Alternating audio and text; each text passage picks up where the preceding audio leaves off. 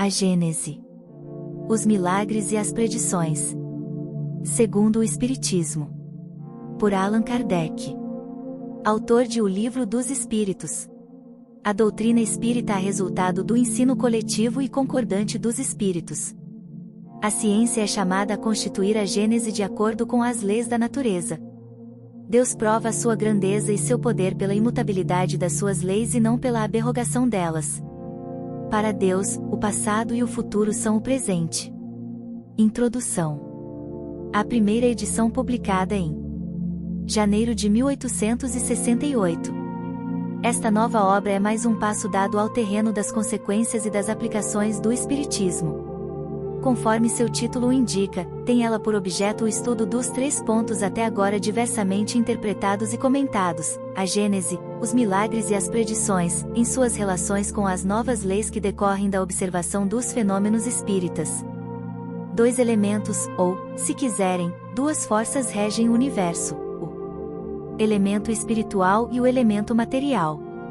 Da ação simultânea desses 2 princípios nascem fenômenos especiais, que se tornam naturalmente inexplicáveis, desde que se abstraia de um deles, do mesmo modo que a formação da água seria inexplicável, se se abstraísse de um dos seus elementos constituintes, o oxigênio e o hidrogênio.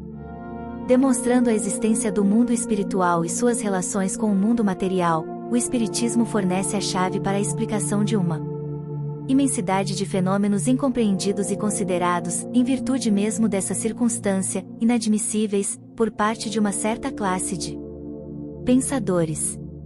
Abundam nas Escrituras esses fatos e, por desconhecerem a lei que os rege, é que os comentadores, nos 2 campos opostos, girando sempre dentro do mesmo círculo de ideias, fazendo, uns, abstração dos dados positivos da ciência, desprezando, outros, o princípio espiritual, não conseguiram chegar a uma solução racional. Essa solução se encontra na ação recíproca do espírito e da matéria. É exato que ela tira a maioria de tais fatos o caráter de sobrenaturais. Porém, que é o que vale mais, admiti-los como resultado das leis da natureza, ou repeli-los. A rejeição pura e simples acarreta da base mesma do edifício, ao passo que, admitidos a esse título, a admissão, apenas suprimindo os acessórios, deixa intacta a base. Tal a razão por que o Espiritismo conduz tantas pessoas à crença em verdades que elas antes consideravam meras utopias. Esta obra é, pois, como já o dissemos, um complemento das aplicações do Espiritismo, de um ponto de vista especial.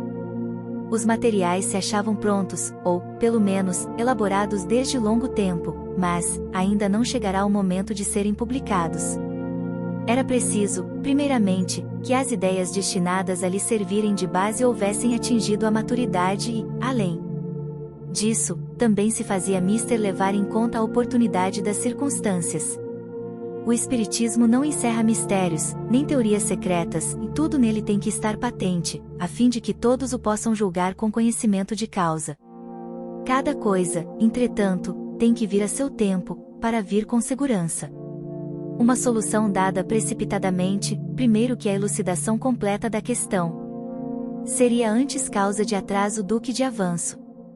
Na de que aqui se trata, a importância do assunto nos impunha o dever de evitar qualquer precipitação. Antes de entrarmos em matéria, pareceu-nos necessário definir claramente os papéis respectivos dos espíritos e dos homens na elaboração da nova doutrina. Essas considerações preliminares, que a escoimam de toda ideia de misticismo, fazem objeto do primeiro capítulo, intitulado Caracteres da Revelação Espírita. Pedimos séria atenção para esse ponto, porque, de certo modo, está aí o nó da questão. Sem embargo da parte que toca a atividade humana na elaboração desta doutrina, a iniciativa da obra pertence aos espíritos, porém não a constitui a opinião pessoal de nenhum deles.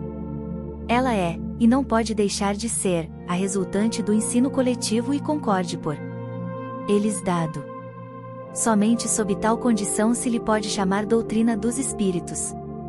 Doutra forma, não seria mais do que a doutrina de um espírito e apenas teria o valor de uma opinião pessoal. Generalidade e concordância no ensino, esse o caráter essencial da doutrina, a condição mesma da sua existência, donde resulta que todo princípio que ainda não haja recebido a consagração do controle da generalidade não pode ser considerado parte integrante dessa mesma doutrina. Será uma simples opinião isolada, da qual não pode o Espiritismo assumir a responsabilidade. Essa coletividade concordante da opinião dos espíritos, passada, ao demais, pelo critério da lógica, é que constitui a força da doutrina espírita e lhe assegura a perpetuidade. Para que ela mudasse, fora mister que a universalidade dos espíritos mudasse de opinião e viesse um dia dizer o contrário do que dissera. Pois que ela tem sua fonte de origem no ensino dos espíritos, para que sucumbisse seria necessário que os espíritos deixassem de existir. É também o que fará que prevaleça sobre todos os sistemas pessoais, cujas raízes não se encontram por toda parte, como com ela se dá. O Livro dos Espíritos só teve consolidado seu crédito, por ser a expressão de um pensamento coletivo, geral. Em abril de 1867, completou o seu primeiro período decenal. Nesse intervalo, os princípios fundamentais, cujas bases ele assentara, foram sucessivamente completados e desenvolvidos, por virtude da progressividade do ensino dos espíritos. Nenhum, porém, recebeu desmentido da experiência e todos, sem exceção, permaneceram de pé, mais vivazes do que nunca, enquanto que, de todas as ideias contraditórias que alguns tentaram opor-lhe, nenhuma prevaleceu, precisamente porque, de todos os lados, era ensinado o contrário. Este é o resultado característico que podemos proclamar sem vaidade, pois que jamais nos atribuímos o mérito de tal fato. Os mesmos escrúpulos havendo presidido à redação das nossas outras obras, podemos, com toda a verdade, dizê-las, segundo o Espiritismo, porque estávamos certo da conformidade delas com o ensino geral dos Espíritos. O mesmo sucede com esta, que podemos, por motivos semelhantes, apresentar como complemento das que a precederam, com exceção, todavia, de algumas teorias ainda hipotéticas, que tivemos o cuidado de indicar como tais e que devem ser consideradas simples opiniões pessoais, enquanto não forem confirmadas ou contraditadas, a fim de que não pese sobre a doutrina a responsabilidade delas. 1. Aliás, os leitores assíduos da revue hão tido ensejo de notar, sem dúvida, em forma de esboços, a maioria das ideias desenvolvidas aqui nesta obra, conforme o fizemos, com relação às anteriores.